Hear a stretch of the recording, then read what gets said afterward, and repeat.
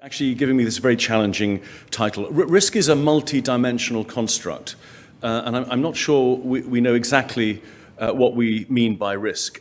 I think the first risk that we have to consider is an inherent risk of the tumor to the treatment that we are subjecting it to.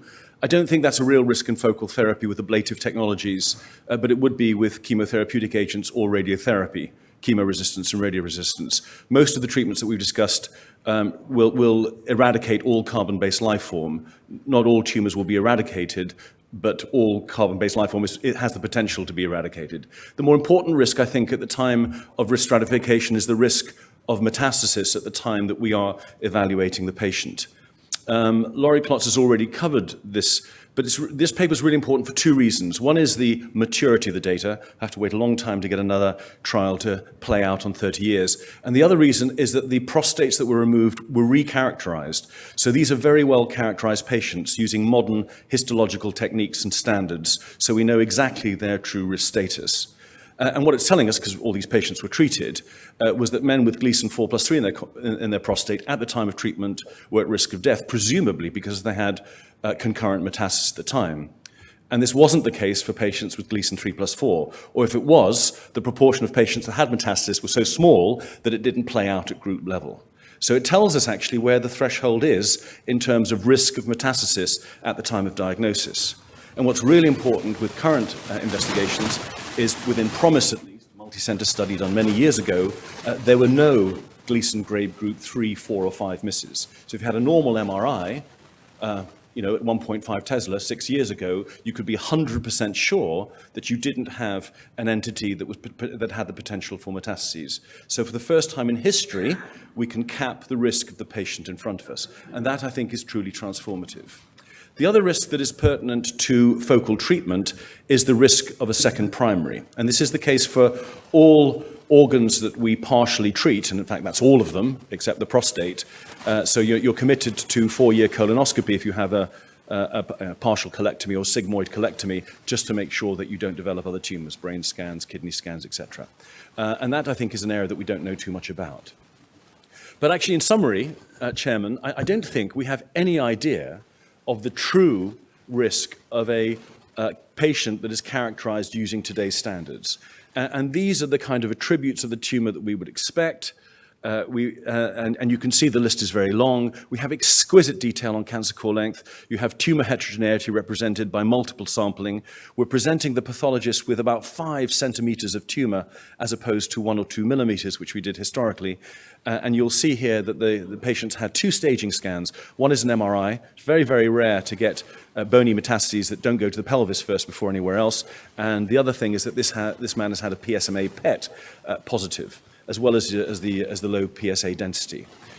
So I'm not sure that we know the true risk of this individual. We certainly can't use historical data to work it out because it doesn't apply to this individual. And you can see that these people exist. This patient is very, very similar, if not identical, to the last patient. And it is possible to treat both tumors with a decent margin and actually preserve most of the critical structures within the prostate. You can take this even further. A similar case, this time a left-sided tumor, which I'll show you there. This is a really large volume tumor, unusually kind of occupying most of the transition zone with a little bit of invasion into the left anterior horn.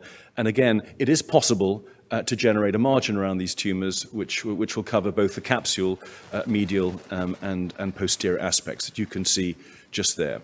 And you're leaving enough tissue behind in order to try and maintain function for these individuals.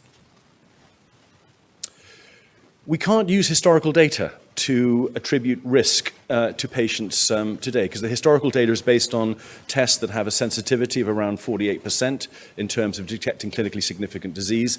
There is no upper level of risk that is ruled out. Many of the cases were never diagnosed. They were biopsied, but they were never diagnosed as being high risk. So risk is underreported in all the cohorts that we've historically, from which we use all our risk calculators. There's no information on volume, and the loco-regional staging at the time was, by any criteria, rudimentary. There's a huge amount that we don't know about risk. This is the typical patient you might see in your clinics today. You can see he's got a rather unusual midline tumor. You know the shape of it. You know it's got some capsular abutment. You know it's got proximity to the urethra. But there are enormous amount of data that might be prognostic in this individual. Volume, location, morphology, clustering, the phenotype, the genomics, the method of sampling, anatomical adjacencies may all be important. In many cancers, location is critically important. In the breast, it's prognostic. In the lung, it's prognostic. In the prostate.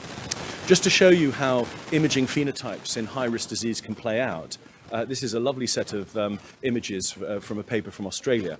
So this is a cancer that is both PSMA and MRI positive. This just shows you the range of phenotypic expression, which may carry prognostic significance. This is PSMA MRI negative. You can see a very similar looking tumor. You can see this one is PSMA negative MRI positive, and this rather smaller tumor is PSMA negative and MRI negative. So the whole range of positive and negatives, which may be important in terms of classifying this individual with great precision. So let's just pause, a thought experiment. Who is potentially at high risk?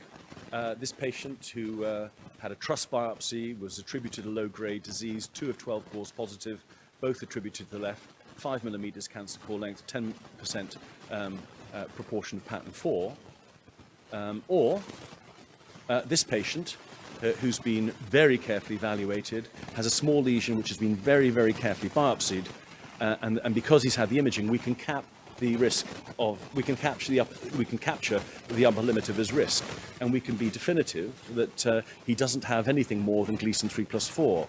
Whereas this individual, again, if you go back to PROMISE, there was no limit in terms of grade and volume that some of these patients who were classified with Gleason 3+3 by biopsy could have. So, Gleason grade group 3, 4, and 5 could be present in these patients. So if it was me, I would rather be patient B, characterized in the way that you see here, because I'm sure of my risk, whereas if I was patient A, I couldn't be. If we go into some of the data, it seems to most of the risk in disease is related to the conspicuity of the lesion that we're seeing on MRI. If you look at, again, PROMISE, and you look at the odds ratios associated with the presence or absence of a lesion, the odds ratios are kind of stratospheric.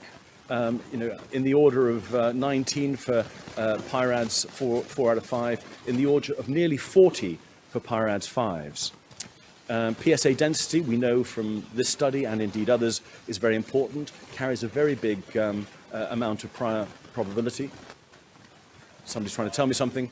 And just to say that, can I have my slide back? That many of our traditional, apologies, we're nearly there.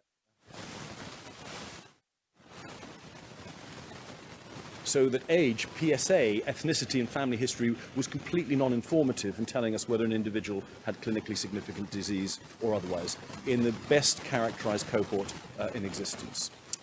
What else do we know? So if lesions aren't visible, they tend to be less aggressive from a molecular characteristic. This is UCLA data. This kind of data is building up. This is another group showing us that conspicuity is associated with the switching on of genes that are associated with aggressivity and a downregulation of those that are not. So I'm saying that I think in terms of defining risk with precision, we probably need to start again. Again, Laurie alluded to this, and the response to this unmet need is ongoing. This is the Reimagine study, which is recruiting very well. It aims to recruit 1,000 patients, which will be fully genotyped. We'll have imaging, digital histopathology, urine and blood, and also most of the industry have signed up to get access to these data so that we can come up with new models of risk going forward. Thank you very much.